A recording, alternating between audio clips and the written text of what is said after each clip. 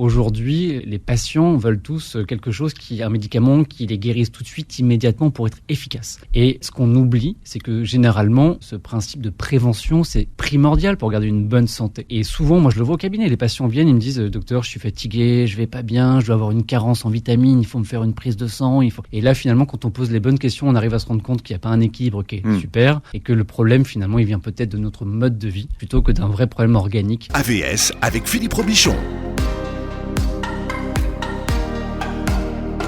À votre santé, tiens, et ce matin je reçois un des médecins de la télé. Il faut vous lever tôt pour le voir, c'est le docteur Vincent Valinduc. Bonjour et bienvenue doc. Bonjour à tous.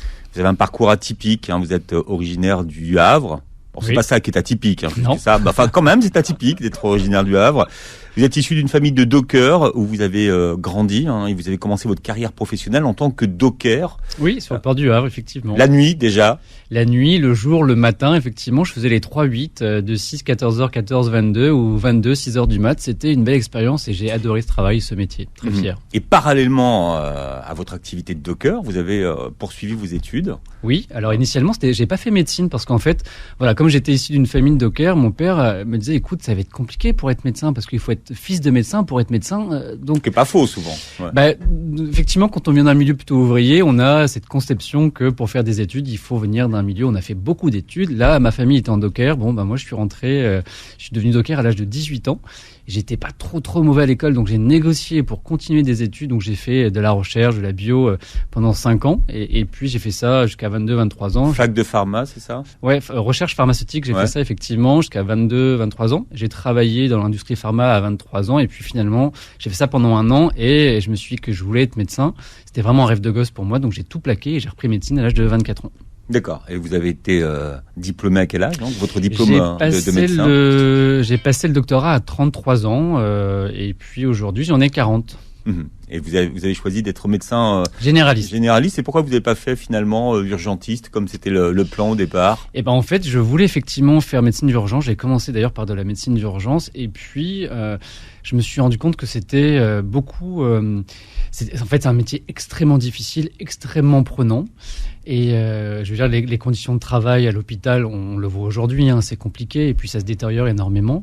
Et les gens, les patients étaient tout le monde est très tendu à l'hôpital et je sentais bien que ça commençait à me peser sur mon activité. Et j'ai trouvé finalement mon équilibre dans la médecine générale. C'est pour ça que j'ai repris médecine générale et aujourd'hui que je pratique encore tous les jours. Je suis remplaçant à Paris. La médecine de terrain.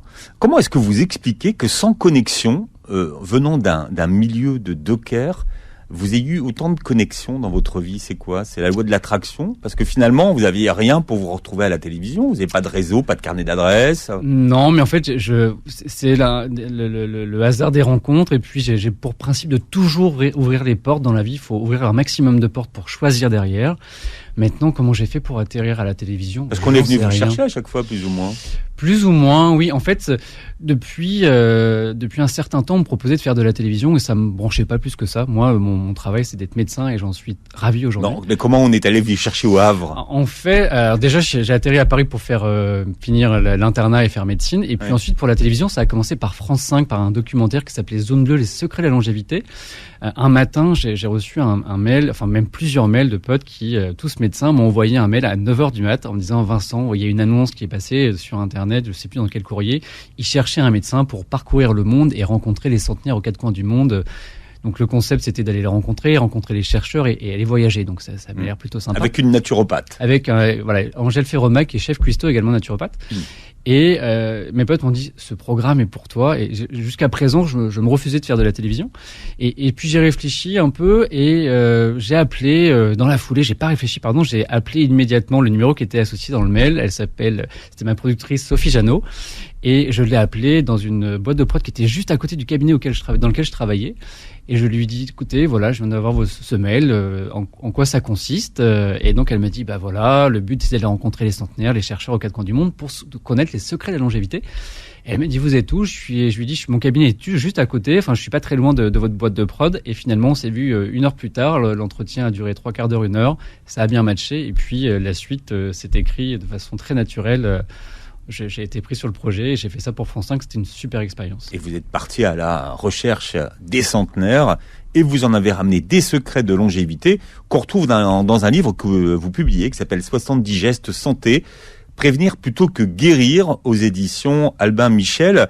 À quel moment cet adage, prévenir plutôt que guérir, a-t-il fait sens pour vous ? Donc effectivement, moi j'ai accepté de participer à ce programme parce que personnellement, j'ai une jeune maman qui a une maladie que généralement qu'on rencontre chez les personnes plus âgées. C'est ça qui m'a motivé pour aller rencontrer les personnes en excellente santé aux quatre coins du monde. Ça faisait sens pour moi. Maintenant, sur le principe de prévenir plutôt que guérir, en fait, je le vois au cabinet, c'est-à-dire qu'aujourd'hui, les patients veulent tous un médicament qui les guérisse tout de suite, immédiatement, pour être efficace. Et en fait, ce qu'on oublie, c'est que généralement, ce principe de prévention, c'est primordial pour garder une bonne santé. Et on a tendance à penser que... on oublie, on connaît tous les grandes lignes, les 5 fruits et légumes par jour, faire de l'activité physique sportive, c'est important pour notre santé, mais on les met pas toujours au quotidien en pratique. Et souvent, moi je le vois au cabinet, les patients viennent, ils me disent « Docteur, je suis fatigué, je vais pas bien, je dois avoir une carence en vitamines, il faut me faire une prise de sang, Et en fait, quand on pose les bonnes questions et qu'on dit « Mais en fait, est-ce que vous dormez bien ? Comment ça va au travail ? Comment ça va dans votre famille ?» Et là, finalement, quand on pose les bonnes questions, on arrive à se rendre compte qu'il n'y a pas un équilibre qui est super et que le problème, finalement, il vient peut-être de notre mode de vie plutôt que d'un vrai problème organique. Alors, bien sûr, on fait un bilan si besoin, mais à mon avis, il faut réorganiser les choses. Et vous, qu'est-ce que vous répondez à quelqu'un qui vient vous voir avec un peu fatigué, parce qu'il se lève tôt le matin Qu'est-ce que vous lui répondez en disant justement j'ai besoin que vous me retapiez et en plus, c'est la période de l'année où tout le monde marche au cocktail un peu vitaminé. Alors oui et non, c'est-à-dire que... En fait, je vais refaire le point avec eux sur leur mode de vie, savoir combien de fois par jour ils prennent le repas, 1, 2, 3, s'ils ont une alimentation équilibrée et variée, riche en légumes, en fruits, quels sont les apports en viande, le sommeil, on refait le point sur tout ça. Si ils cochent toutes les cases et qu'ils ont tout bien répondu, effectivement, ensuite on peut regarder s'il n'y a pas d'autres problèmes, parce que ça peut venir d'un problème de thyroïde, de la fatigue, ou ça peut venir, Il y a vraiment, il faut faire le distinguo entre le comportement et le mode de vie, et puis des maladies plutôt organiques. Donc, si besoin, on ira faire un bilan de santé, mais voilà, l'interrogatoire est primordial et capital en médecine pour poser le bon diagnostic. Comme vous dites, la solution n'est pas dans la gélule. Non, la solution n'est pas dans la gélule, elle passe souvent par l'assiette, parce qu'encore une fois, souvent, on a envie de quelque chose qui est efficace tout de suite maintenant, et quand on a ce petit coup de fatigue, on dit « Allez, qu'est-ce que je pourrais prendre pour aller mieux, docteur ?» Un petit remontant. Exactement, ils demandent toujours et souvent on vous dit « Vous savez, moi docteur, je prends jamais de médicaments, si je viens vous voir, c'est que vraiment j'en ai besoin, et en fait, la notion de gélule, on a l'impression que ça associe tout de suite efficacité, rapidité et être performant maintenant, mais en fait non, mais il faut vraiment revoir toutes les différentes attitudes, le sommeil, et en fait il y a des solutions qui existent et elles sont efficaces, mais il faut y croire. En fait c'est pas du hasard, ça fonctionne. Ouais. Alors, on ne peut rien contre son âge, son sexe, ni son hérédité, c'est vrai ou faux ? On peut pas grand-chose, je peux pas vous empêcher de vieillir, et sur le sexe non plus, on peut pas agir. Néanmoins, il y a ce qu'on appelle l'épigénétique et puis la génétique. L'épigénétique, ce sont les piliers sur lesquels vous allez pouvoir agir. Donc, on revient à l'alimentation, l'activité physique, le lien social, toutes ces choses. Alors, il faut expliquer à tout le monde ce que c'est, parce que même si c'est un concept qui est en train de se démocratiser, tout le monde ne sait pas ce que c'est que l'épigénétique. Alors, en fait, pour garder la santé, la bonne santé, l'énergie, on va distinguer deux choses. Il y a la génétique, le patrimoine génétique, tout ce qui est écrit dans vos gènes. Donc, on considère que le patrimoine génétique serait responsable d'à hauteur de 20% de votre longévité, de votre bonne santé, de votre bien-être. Ensuite, il y a ce qu'on appelle autour l'épigénétique, qui englobe l'environnement, l'activité physique, la bonne alimentation, le lien social. Ça représenterait 80% de votre bonne santé. Et en fait, c'est là-dessus que vous allez pouvoir agir. En fait, vous allez pouvoir agir sur certains piliers pour aller mieux, pour vous sentir en bonne santé. Donc, effectivement, vous avez raison sur l'âge. Je peux rien faire. En revanche, je peux tout faire pour que vous puissiez vieillir dans de bonnes conditions et le plus longtemps possible en bonne santé. C'est ça, c'est cette médecine préventive. C'est un peu à ça qu'elle sert, finalement. Oui, la médecine préventive, mais en fait, ce qu'il ne faut pas oublier, c'est que vous êtes acteur de votre propre santé. Souvent, on s'en remet à quelqu'un d'autre, à une gélule, mais n'oubliez pas que vous êtes acteur de votre propre santé. Et le point important, c'est qu'il n'y a pas de perfection. Vous avez le droit de... En fait, tout à l'heure, vous parliez quel mot que vous avez utilisé, c'était pas la contrainte, mais en fait, il faut pas l'envisager. La discipline. De la discipline. Ouais, la discipline. Moi,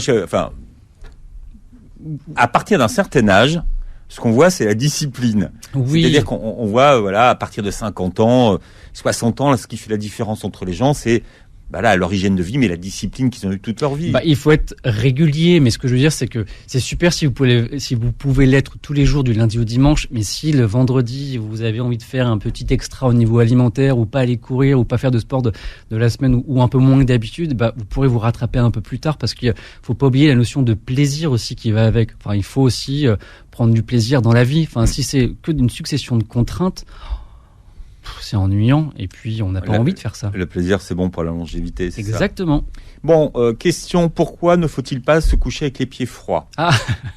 Moi, ça m'a intéressé parce que j'ai souvent les pieds froids le soir, et je dors pas encore avec des chaussettes. Alors, non, mais en fait, plusieurs études montrent que aller se coucher avec les pieds froids pourrait retarder la phase d'endormissement. Et ça peut être gênant. Parce qu'en fait, vous savez, quand on va se coucher, notre rythme cardiaque, en fait, le corps se met au ralenti. La fréquence cardiaque diminue, la tension artérielle diminue, la fréquence respiratoire aussi, vous respirez plus lentement. Et puis, c'est la même chose au niveau de la température, elle diminue d'à peu près 0,5 degrés pour mieux dormir confortablement. Justement, pour diminuer cette température, il y a une régulation qui va se faire au niveau du corps. Sauf que lorsque vous allez vous coucher avec les pieds froids, le cerveau se dit il y a quand même un petit problème quelque part, donc il va attendre que le pied se réchauffe pour pouvoir enclencher le système de régulation et pour faire baisser la température. Ce qui fait que lorsque vous allez vous coucher, si vous mettez une paire de chaussettes pour vous endormir, la phase d'endormissement serait améliorée avec les pieds réchauffés. Même certains médecins... Ça tue l'amour, mais ça réchauffe les pieds. Exactement. C'est ça que vous êtes en train de nous dire. Oui, non, mais il y a même certains spécialistes qui disent finalement vous pouvez même les porter avant d'aller vous coucher, pour vous réchauffer les pieds et ne pas aller vous coucher les pieds froids, sinon le cerveau, votre corps, il aime pas trop ça. Mais voilà, avoir les pieds chauds, du moins réchauffés en allant se coucher, favorise l'endormissement. Vous avez un truc, vous, pour réchauffer les pieds rapidement ? Double paire de chaussettes. Ah oui, en plus, c'est à double. Même une paire de chaussettes bien chaudes. Est-ce que la bouillotte, ça marche pour les pieds, par exemple ? Oui, ça marche, effectivement. Je pense que, voilà, si vous ne voulez pas tuer l'amour, comme vous le disiez, évitez les chaussettes en allant vous coucher.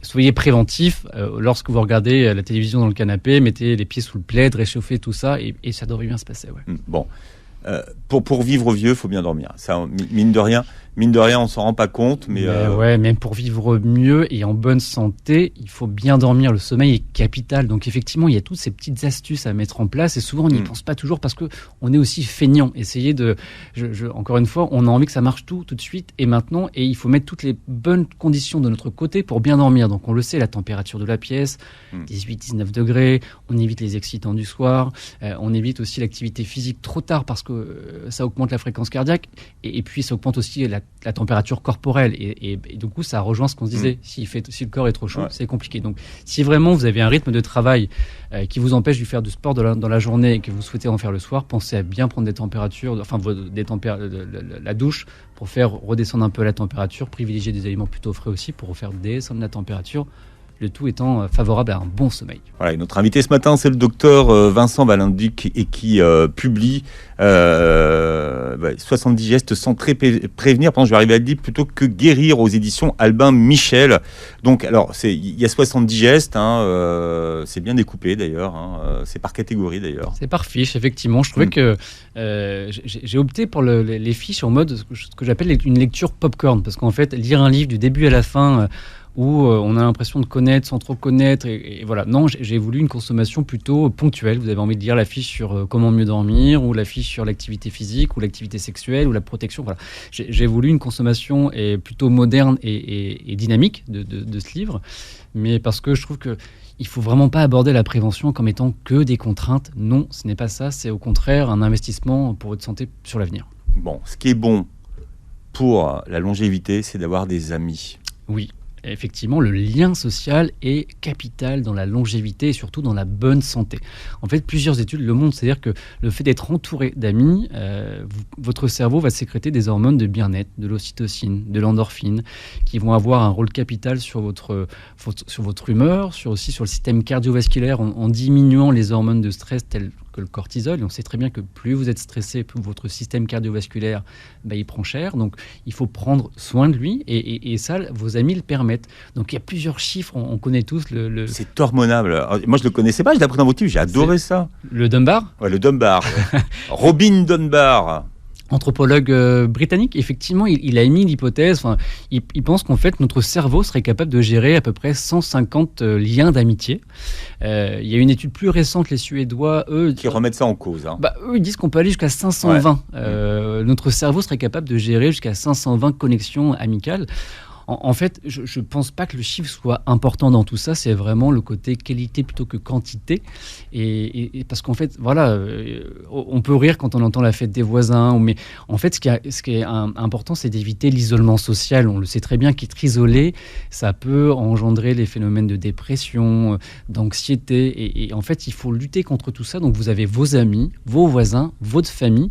Et malheureusement, ça a été un peu mis à mal avec le confinement. Parce que là, tout ce qu'on a vécu pendant l'épidémie, on a été tous un peu éloignés les uns des autres.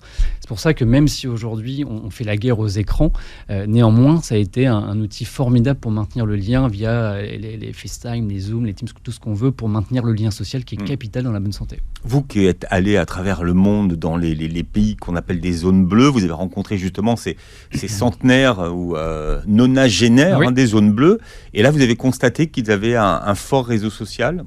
Le lien social, oui. En fait, au-delà de ça, je trouve que toutes ces personnes âgées que j'ai pu rencontrer, ce qui est important, c'est qu'ils ont maintenu une place sociale dans la famille. C'est-à-dire que je trouve que dans nos sociétés modernes et actives d'aujourd'hui, dans nos grandes villes, où en fait on a tendance à assimiler la retraite ou les personnes âgées comme si on les mettait un peu à part et on les isole de la vie de famille parfois. Là, c'est pas du tout le cas dans les zones bleues dans lesquelles j'ai pu aller visiter. Toutes ces personnes âgées, en fait, elles ont un rôle social, elles sont le pilier de la famille. Et en fait, ça, c'était vraiment capital pour les maintenir dans un dynamisme, dans l'échange intergénérationnel. Enfin, c'est capital et ça leur a permis d'avoir une santé meilleure sur la suite. Oui. Les amis, c'est bon pour la santé. Alors, il y a les liens interpersonnels, mais il y a aussi la générosité. Et la générosité, c'est aussi très très bon pour la santé. Oui, c'est prouvé aussi. Des études montrent qu'en fait, être sympa, faire du bien, fait du bien. C'est-à-dire que lorsque vous avez de bonnes actions, en fait, ça, de toute façon, vous le savez très bien, lorsque vous faites une bonne action ou ne serait-ce que donner un sourire ou des choses simples de la vie, il y a une satisfaction personnelle de le faire. Et là aussi, c'est tout ce qui permet d'éviter les contrariétés. C'est bon pour votre santé. Alors, vous googlez Robin Dunbar, d'accord. Et puis, le deuxième qu'il faut googler, c'est le professeur Stephen Post, et qui dit justement que la générosité protégerait la santé générale 2 fois plus que l'aspirine, protège des maladies cardiaques. Oui, mais je le précise aussi, n'allez pas arrêter votre traitement aspirine si vous en prenez. Parce que voilà, il y a la science, il y a les théories, et puis il y a les études, mais ça ne va pas remplacer un traitement si vous en avez besoin. Mais effectivement, c'est bon pour votre santé d'être bienveillant avec vos proches, avec vos amis. On les adopte depuis 2 ans maintenant, ce sont les fameux gestes barrières. Mais en quoi tous ces gestes barrières sont bons pour notre santé ? On a l'impression que vous les avez découverts il n'y a pas longtemps. Non, mais c'est vrai en plus. Mais vous savez, moi, au cabinet, souvent, les patients me disent « Mais docteur, comment vous faites pour tomber jamais malade ? Vous avez des vaccins spéciaux que vous ne voulez pas nous donner ?» ou vous faites... Et en fait, on dit « Non, c'est juste qu'on se lave les mains régulièrement. » Chose qu'on apprend quand on est interne en formation, ou même externe à l'hôpital. Quand on rentre dans une chambre, on se lave les mains, on sort de la chambre, on se lave les mains. Voilà, toutes ces petites choses que nous, on a appris de manière très automatique, en fait, vous les avez découvertes, même si finalement, on vous le disait qu'il fallait se laver les mains et ventiler la maison, ouvrir les pièces. Et toutes ces choses, finalement, on sait que ça marche. D'ailleurs, on a vu tout ce qui était surveillance de maladies hivernales en 2021, en avril, là, on a vu qu'il y avait une chute de gastro-entérite qu'on n'avait pas eu depuis 10 ans. Ce qui provient que les gestes barrières, ça fonctionne. Donc là, on est très focus sur le Covid, mais à l'avenir, il faut absolument les conserver, ces gestes barrières pour vous protéger. Est-ce que c'est quand même sympa de passer entre les mailles de la gastro ? Et est-ce que, mais justement, est-ce que finalement, trop de gestes barrières, c'est bon pour notre immunité ? Est-ce que ça a un impact sur notre immunité, justement, de ne pas faire toutes ces petites maladies de saison ? Vous êtes quand même confronté, on n'est pas dans un milieu aseptisé, vous êtes quand même confronté tous les jours à des bactéries, à des virus, sauf que vous allez très bien vous en sortir si vous ne faites pas une gastro une fois par an. Enfin, ça ne va pas avoir d'impact sur votre santé. Donc, au contraire, c'est très bien. En fait, vous allez quand même développer votre système immunitaire depuis tous les jours. Vous le développez, vous êtes en sollicitation permanente. Je vous le dis, on n'est pas dans un air complètement sain et aseptisé. Hein, donc, ça marche aussi pour les rhumes de saison, les angines, enfin toutes les maladies de saison. En tout cas, je ne vais pas vous préconiser d'avoir un rhume une fois par mois pour votre santé. Ou une fois par an pour renforcer votre système immunitaire. Il y a un chiffre dans votre livre, 55% des Français ne se lavent pas les mains après avoir pris les transports en commun. Ça, on devrait le faire systématiquement. Pour moi, ça me paraît évident. En fait, effectivement, là, nous, on associe en ce moment, parce qu'on est très biaisé avec le Covid, le lavage des mains. Mais en fait, il y a énormément de maladies qui sont manuportées. La gastro, par exemple. Voilà. Un exemple tout simple. Aujourd'hui, si j'ai une gastro, ce qui n'est pas le cas, mais si j'ai une gastro, que je vais prendre le métro et que je touche la barre du métro, si quelqu'un, juste dans la foulée, touche la barre alors que je viens de la souiller, cette barre, finalement, la bactérie passe, le virus passe sur sa main, et puis s'il venait à mettre sa main à la bouche ou à toucher son téléphone portable, puis mettre le téléphone portable à la bouche, le virus est transmis de cette manière, et c'est ce qu'on appelle manuporté. Donc oui, c'est capital. Le secret de la bonne santé, d'éviter les maladies, c'est le lavage des mains. C'est l'un des premiers gestes qu'il faut apprendre rapidement. Oui. Et attention, le gel hydroalcoolique, est-ce que c'est suffisant ? Par exemple, beaucoup, quand ils sortent du métro, justement, on se geste, ils ouvrent leur petite bouteille de gel hydroalcoolique, ils se passent les mains au gel. Ça marche. Ça fonctionne. Ça fonctionne pour le l'idéal quand même, c'est l'eau et le savon. Bon, aujourd'hui, on n'a toujours pas ça dans les couloirs du métro, la petite fontaine d'eau et savon. Donc là, si vous avez à portée de main ce gel hydroalcoolique, c'est quand même, à défaut de ne pas avoir d'eau et de savon, le gel hydroalcoolique fait très bien le travail. Petite info, sur la gale, le gel hydroalcoolique ne fonctionne pas. Sur la gale. C'est la gale, la maladie, la gale. Oui, j'avais compris la gueule. Non, la gale, pardon, excusez-moi. C'est une des maladies sur lesquelles, si vous êtes en contact avec la gale, le gel hydroalcoolique ne fonctionne pas. Là, l'eau et savon est le plus efficace. Il y en a qui sont venus vous voir au cabinet pour vous dire est-ce que ça fonctionne ou pas ? Non, mais en fait, la gale est une maladie qui n'a pas disparu. On en voit encore au cabinet. C'est une maladie qui Avant, on disait un galeux, en fait, c'est vrai. Oui, mais c'est extrêmement contagieux. Non, oui, mais on disait c'est un galeux. Mais c'est une maladie qui est contagieuse, mais on a souvent, moi, quand parfois j'ai des patients et je leur dis, écoutez, c'est la gale. Et alors déjà, ils sont surpris parce qu'ils vont dire, mais ça existe encore ? Oui, et ils vont dire, mais je me lave, docteur, en fait, je prends ma douche. Et en fait, il faut savoir que ça touche toutes les classes sociales, tous les âges, et ça n'a rien à voir avec l'hygiène. Et souvent, donc effectivement, en fin de consultation, ils me disent, mais docteur, je me lave les mains avec le gel, c'est pour ça que je fais le rapport avec ça. C'est parce qu'en fait, je leur dis, mais en fait, le gel hydroalcoolique ne marche pas sur le sarcopte, qui est le parasite de la gale, donc c'est l'eau et le savon qui fonctionnent. Il n'y a pas une molécule qu'on donne pour le Covid qui marche sur la gale ? Une molécule Ivermectine. Ivermectine, c'est le traitement c'est le traitement pour la gale. Parce que j'ai vu dans un protocole qu'on donnait pour la Covid que c'était la même molécule. On le donne pas dans la Covid, il y a pas de protocole là-dessus. Oui, là, c'est en tout cas l'ivermectine circule sur internet. L'ivermectine pour moi, elle est prescrite pour la gale. L'ennemi de la bonne santé, c'est la sédentarité. Oui. Ouais. Alors c'est vrai que les gens ne savent pas très bien ce que ça veut dire ce mot que sédentarité, et vous expliquez qu'aujourd'hui on est devenu sédentaire. Ça veut dire quoi ? En fait, c'est le fait de rester assis dans un état d'éveil, le fait de rester assis de manière prolongée. C'est-à-dire que vous prenez la voiture, vous prenez les transports, vous êtes en télétravail, maintenant de plus en plus qui s'est développé. En fait, c'est le fait de rester assis, et quand vous cumulez toutes ces heures et ce temps passé sur une journée à rester assis, c'est pas bon pour votre santé. Parce qu'en fait, effectivement, ça, sur le système cardiovasculaire, c'est pas super, c'est pas non plus bon pour l'obésité, pour l'ostéoporose. En fait, il faut bouger. Et ça, c'est vraiment ce qu'il faut retenir. Et ça veut dire quoi, bouger ? Parce que tout le monde, les gens qui vous écoutent aujourd'hui vont dire mais on bouge toute la journée. Alors, il y a différentes façons de bouger, et piétiner, c'est pas bouger. Alors déjà, on va distinguer l'activité physique du fait de se lever. Par exemple, là, je sais pas depuis combien de temps vous êtes assis, mais il faudrait, en théorie, qu'au bout de 2 heures, vous fassiez une petite pause, que vous vous leviez, que vous marchiez un peu, que vous fassiez quelques assouplissements, étirements, et sans doute que vous le faites.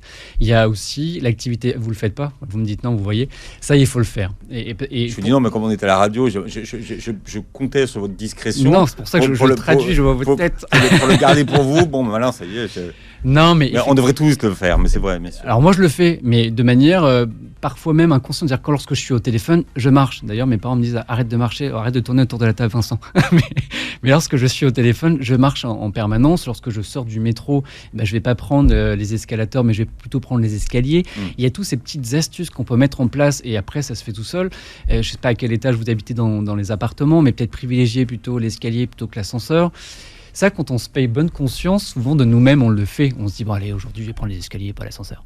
Mais c'est toutes ces petites choses qu'on peut mettre, qui mis bout à bout, peuvent améliorer et éviter la sédentarité, parce qu'il ne faut pas oublier le temps passé devant les écrans également. Donc ça, vous pouvez faire dans votre journée, incorporer cette petite marche. Maintenant, l'activité physique, c'est encore différent. L'activité physique, on dit qu'il faut, l'OMS rapporte qu'il faut faire 30 minutes d'activité physique par jour, 5 fois par semaine. Et encore, les 30 minutes, vous pouvez faire... ça fait 2 heures, 2 heures et demie. Quoi, vous avez le droit, en plus, sur ces 30 minutes par jour, vous avez le droit de faire 10 minutes le matin et 20 minutes le soir. Et quand on parle d'activité physique, là aussi, on parle juste de la marche de manière assez correcte. Je ne suis pas en train de vous dire, allez me faire un marathon demain. Donc c'est l'activité physique. Souvent, on associe ça à une douleur, à des baskets, à un jogging. Non, marcher, c'est déjà très bien. Voilà, ça me fait plaisir de l'avoir ce matin. C'est le docteur Vincent Valenduc. Vous le voyez tous les matins, enfin presque tous les matins. Presque tous les Télématin, à partir de 7h. Oui, c'est ça, 6h50, 6h55, lundi, mardi et mercredi. Bon, et vous êtes là pour nous parler de votre livre, 70 gestes santé, prévenir plutôt que guérir, aux éditions Albin Michel. On parlait de la sédentarité et finalement de ce que ça voulait dire aujourd'hui que de faire de l'exercice. Alors, qu'est-ce qui serait suffisant, on va dire, déjà, la dose minimale? Parce qu'aujourd'hui, le sport, c'est sur ordonnance. Alors, la dose minimale, je vais rester sur l'OMS, 30 minutes par jour. C'est la recommandation et je vous le disais, c'est... vous avez le droit de faire 10 minutes le matin, 20 minutes le soir, mais encore une fois, ça peut être 10 minutes en allant marcher pour aller au travail, ça peut être 10 minutes sur ne pas prendre la voiture ou alors prendre un vélo pour aller maintenant au travail. Ça c'est énormément démocratisé, le vélo, on l'a vu, alors surtout dans Paris, mais aussi dans les villes en extérieur, en province. Mais le vélo... c'est aussi une super solution, une super idée pour mettre en place l'activité physique. Ça fonctionne aussi. Ça marche, bien sûr. Il n'y a pas que la marche. Non, absolument pas. Donc, il faudrait bouger 30 minutes par jour. 5 fois par semaine. Mais est-ce qu'il faut le faire à notre rythme ou bien sûr, obligatoirement à votre rythme. Et si vous souhaitiez entamer une activité physique bien plus intense, c'est toujours bien de consulter son médecin pour être sûr qu'au niveau cardiovasculaire, vous êtes en forme et vous pouvez le faire aussi. N'allez pas me faire un marathon si vous avez 55 ans et que vous n'avez jamais couru de votre vie et que vous vous êtes dit je vais y aller. Mais c'est toujours bien de se faire un petit bilan avec son médecin. Ouais. Mais voilà, en fait, l'activité physique, on associe ça à une douleur, on associe ça à un marathon, on associe ça au jogging et au basket. Non, vous pouvez faire une marche assez soutenue. Je vous le dis, dans la vie de tous les jours, c'est important de le mettre en place. 30 minutes de marche tous les matins fait baisser la tension pour le reste de la journée. C'est ce que j'ai dit dans votre... Il y a une étude qui montre ça. Ouais, c'est vrai. Oui, ça fonctionne effectivement. Encore une fois, tout ce qui est bon pour le cœur va avoir une répercussion positive sur votre tension artérielle. Et il y a plein d'études qui s'intéressent sur le sujet. Donc voilà, dans tous les cas, ça ne peut être que bon pour vous. Bouger. Et d'ailleurs, on peut même bouger, parce que ça, c'est vraiment une chose qu'il faut retenir, mais ça s'applique aussi pour les douleurs de dos. Souvent, quand on a des douleurs lombaires, les gens se disent « Non, je bouge plus, je reste immobile ». Mais en fait, pas du tout. Au contraire, bouger va vous permettre de récupérer plus facilement et de redevenir plus actif et de faire passer au plus vite cette douleur lombaire. Alors, vous expliquez dans votre livre que la marche, c'est bon pour les neurones. Est-ce que vous voulez bien nous expliquer quel est le rapport entre le fait de marcher et les neurones ? En fait, tout est lié, encore une fois. Il y a le côté cardiovasculaire. Vous permettez la bonne circulation du sang, l'apport des bons nutriments. Enfin, on pourrait penser que l'activité physique, en fait, elle n'est bonne que pour le cœur, mais en fait, elle est bonne pour tout. Et avec des répercussions indirectes, parce que quand vous faites du sport, vous augmentez aussi et vous conservez votre masse musculaire. Ça, c'est hyper important de pas perdre en muscle. Et qui dit augmenter en masse musculaire, c'est aussi bon, et ça va contrer les effets de l'ostéoporose. L'activité physique, on vous le dit, c'est très bon aussi pour le cerveau et pour toute la vascularisation. Mais souvent, on se dit que c'est juste le cœur. Mais non, ça a un impact sur tout. Donc, et là aussi, on le voit comme une contrainte. On le voit voit, il y a de plus en plus de sports où il y a un développement, où on met des électrodes pour stimuler, et finalement on est un peu passif, et c'est autre chose, c'est la machine qui fait l'activité pour vous. Mais voilà, vous avez vraiment les clés à portée de main pour rester en bonne santé. Alors, vous parlez de vos stratégies anti-stress aussi, parce que le stress, c'est mauvais pour la santé. Oui. Donc, il faut chanter sous la douche. Alors, je ne sais pas si c'est bon pour le stress. Mais c'est peut-être mauvais pour les voisins. Ouais. Non, en fait, je trouve que le stress, c'est... déjà, c'est une notion très... on a du mal à le concrétiser, à savoir ce que c'est réellement le mot stress. C'est quelque chose qui est difficile à matérialiser, je dirais. Et ce qui est bon pour l'un, par exemple, chanter, moi j'aime beaucoup chanter, effectivement ça va, parce que finalement quand on chante, vous êtes focus sur les paroles, vous êtes focus sur la respiration, et vous essayez d'à peu près chanter bien. Alors après, si vous chantez Qu'est-ce mal... que vous chantez par exemple? Est-ce qu'on peut avoir une illustration peut-être? En ce moment, vous savez, Télématin, le générique, il y a beaucoup, il y a Queen qui chante beaucoup, donc effectivement j'ai beaucoup de ça en tête. Soto n'a pas imposé Goldman. Non, effectivement, il est grand fan de Goldman. Et on partage cette passion pour Goldman. Ouais. Mais effectivement, je pense que le plus dur, en fait, dans tout ça, c'est de trouver le meilleur anti-stress. Et il n'est pas le même pour tout le monde. D'autres, ça va être la peinture. D'autres, ça va être la cuisine. En fait, il faut réussir à trouver l'élément qui va vous permettre de vous concentrer sur autre chose, de vous échapper sur les choses qui habituellement vous stressent et vous font sentir un peu moins up que d'habitude. Et je pense que la clé, elle est là, c'est de trouver le moyen, parce que souvent on dit va courir, mais moi quand j'étais stressé, qu'on me disait va courir, bon, je me disais ça me détendait pas tout de suite, il fallait que j'attende plusieurs heures. On dit ouais, mais bon, ça, au début ça fait mal, mais tu verras, c'est après que tu seras bien. Mais il y en a pour qui c'est une super courir est un moyen anti-stress hyper efficace. Je dis pas l'inverse, mais moi courir me faisait du bien, mais j'avais pas l'impression que ça me permettait de me détendre. Aujourd'hui, je trouve que le chant, en ce qui me concerne, encore une fois, il faut peut-être pas tout le monde se mettre à chanter, mais le chant, en tout cas, ça fonctionne. Ouais, enfin, pour ma part, ça fonctionne. Et vous, ce serait quoi votre anti-stress à vous, votre conseil? Je chante aussi. C'est vrai? Et alors, ça vous détend ou pas? En chorale. Et alors, ça marche bien? Non, moi c'est le vélo. Non, la vérité, c'est le vélo. Le vélo? Ouais, pour moi, il y a rien de incomparable au vélo. Ça vous permet de vous vider la tête pendant ce moment-là? Vous réfléchissez à rien d'autre et... j'adore le vélo, franchement, non, je réfléchis au contraire. Ah ouais? Ah ouais, c'est là où j'ai des bonnes idées en vélo. Ah, mais parce que vous oxygénez votre cerveau. Oui, non, je n'ai pas de vélo. Vous avez vu ça, il a du métier, parce que hop, il m'a renvoyé la balle comme ça. Non, il faut s'intéresser, c'est important. Alors, il y a dans le monde ce qu'on appelle des zones d'extrême longévité. Vous parliez de votre début de carrière à la télévision. Comment les appelle-t-on? On appelle ça une zone bleue. C'est effectivement un endroit où il y a une concentration dingue de nonagénaires et de centenaires en excellente santé. Il n'y a que 5 zones bleues au monde. Il y en a une à Okinawa, c'est une petite île du Japon. Il y a une zone... C'est paradisiasique en plus. Qu'il est effectivement, c'est sable blanc. C'est le Hawaï japonais. Ouais. Effectivement, c'est très tropical. Les plages sont de sable blanc, l'eau est bleue, il y a des palmiers. Enfin, effectivement, c'est très tropical. Il y a une petite zone au Costa Rica, il y a une zone en Sardaigne, un petit village de Sardaigne qui s'appelle Seulo, il y a une zone en Grèce, et puis une zone aussi aux États-Unis, en Californie, c'est des toutes petites zones. Et il y a effectivement, c'est une concentration assez exceptionnelle de personnes plus âgées et en excellente santé. Voilà, on appelle ça donc des zones bleues. Vous êtes allé à la rencontre de ces gens qui vivent, le plus vieux que vous ayez, la plus vieille personne que vous ayez rencontrée, 104 ans au Costa Rica. D'accord. Qu'est-ce que vous avez réussi à capter de leur secret? Est-ce qu'il y a un secret et est-ce qu'il y a des piliers de la longévité? Il y en a plusieurs. Alors encore une fois, on connaît tous l'alimentation. On sait tous que bien manger, c'est bon pour sa santé. Et en fait, d'aller sur le terrain, je l'ai constaté. C'est qu'effectivement, ces personnes-là ont mangé toute leur vie des produits bio, non transformés. Alors quand je dis bio, après ça veut dire sans pesticides, c'est des aliments du jardin ou des terrains à côté, non transformés, sans pesticides. Alors ce qui est assez surprenant, et après ça ne peut pas faire rêver tout le monde non plus, mais c'est qu'ils ont mangé toute leur vie à peu près la même chose avec des fruits et des légumes adaptés à la saison. Ce qui veut dire qu'il faut manger monotone et il faut manger quasiment toujours la même chose. En fait, il faut manger varié avec les fruits et les légumes de saison et puis ensuite s'adapter au cours de l'année.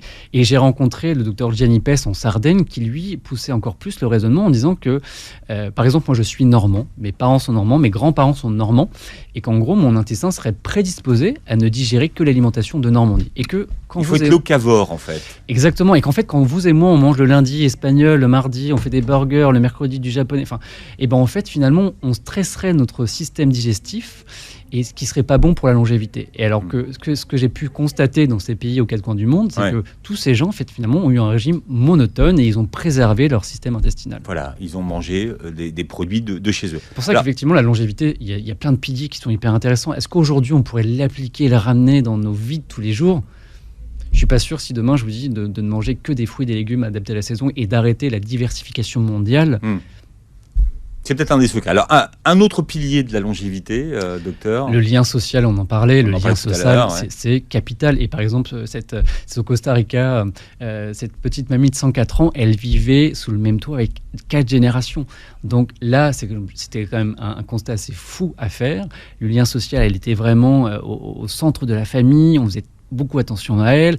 Mais là aussi, c'est extrêmement difficile dans nos vies de tous les jours de vivre auprès de nos parents, de nos grands-parents, alors qu'on a un travail très important qui avait beaucoup de pression. Donc là, ce qu'on a pu voir, effectivement, c'était ce lien social et la place sociale, je vous le disais, de la personne âgée qui est centrale. C'est-à-dire qu'on ne la met pas de côté en disant, bon, allez, c'est bon, elle a fait son activité. Au contraire. Non, elle est élevée, on prend soin d'eux, on va les chercher pour les dîners, on se rejoint autour d'eux pour les dîners. C'est une place centrale qu'il faudrait aujourd'hui essayer de développer de plus en plus. C'est pas parce qu'on est à la retraite, c'est pas parce qu'on vieillit qu'on ne sert plus à rien. Et ça, c'est parfois ça qui peut être préjudiciable sur notre santé. Autre pilier de la longévité ? L'activité physique, je vous le cache pas. Effectivement, c'est en fait.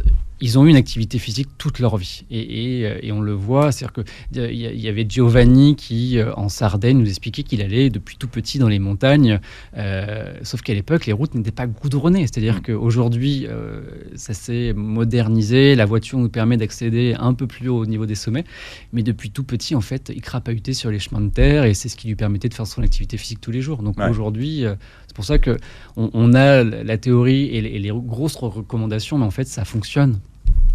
Un autre pilier, vous en voyez ou pas ? Il y a le lien social, l'activité physique, l'alimentation et puis le bien-être, rire. Il y a le fameux Pura Vida au Costa Rica, c'est prendre du plaisir dans la vie. C'est pour ça que je vous disais tout à l'heure, en fait, toutes ces choses, tous ces gestes de prévention, il ne faut pas les voir comme des contraintes. Et puis, si vous ne les mettez pas en place tous les jours, ce n'est pas grave. Faites le mieux, le mieux possible. Faites ce que vous pouvez. Et puis, si un jour, vous pouvez pas, vous n'avez pas mangé de façon très équilibrée, peut-être que vous pourrez le rattraper le lendemain. C'est ça qui est intéressant et possible. Ce qu'il ne faut pas, c'est enchaîner les repas où vous mangez. Oui, voilà. J'aimerais pas que vous enchaîniez une mauvaise alimentation sur plusieurs jours, voire plusieurs semaines, et puis de temps en temps, pour avoir une bonne conscience, vous mangez de la salade le lendemain. Ça m'embête un peu plus. Et puis un des secrets, dites-vous, c'est d'aller voir son médecin régulièrement, même si, a priori, on n'en a pas besoin. Oui, en fait, ça passe par la prévention, une fois de plus, parce que alors, on sait qu'il y a une pénurie de médecins, que parfois c'est compliqué d'avoir un rendez-vous, ça on le sait tous, et parfois on le voit pendant les consultations. Moi j'ai des patients qui viennent avec 5 motifs de consultation, et vous imaginez bien, c'est compliqué de tout répondre en une fois et de dire mais en fait là je ne vais pas pouvoir, on fait au mieux, donc finalement la consultation elle déborde, elle dépasse, ça a une répercussion sur les autres patients. Donc l'idéal c'est quand même effectivement d'aller voir son médecin régulièrement, une fois par an, c'est quand même super. Ça permet de refaire le point sur les vaccins, sur les dépistages à venir, de refaire le point sur le poids, sur le tabac, sur le sommeil. C'est vraiment des consultations adaptées, il faut prendre le temps pour le faire. Donc c'est aussi, la santé, elle passe par votre médecin et on n'est pas uniquement là quand vous êtes malade. Donc pensez à aller voir votre médecin régulièrement et on est toujours content. Et les livres font du bien aussi. Docteur, 70 gestes santé, prévenir plutôt que guérir. C'est votre livre qui vient de sortir aux éditions Albin Michel, un livre ludique en plus, sous forme de fiche. Il est sympa, le doc de la télé. Merci d'avoir été avec nous. Merci beaucoup pour l'invitation. Avec beaucoup de plaisir, vous réécoutez l'émission en podcast et puis vous revoyez la captation de cette émission sur notre chaîne YouTube. Très belle journée santé sur Beurre FM.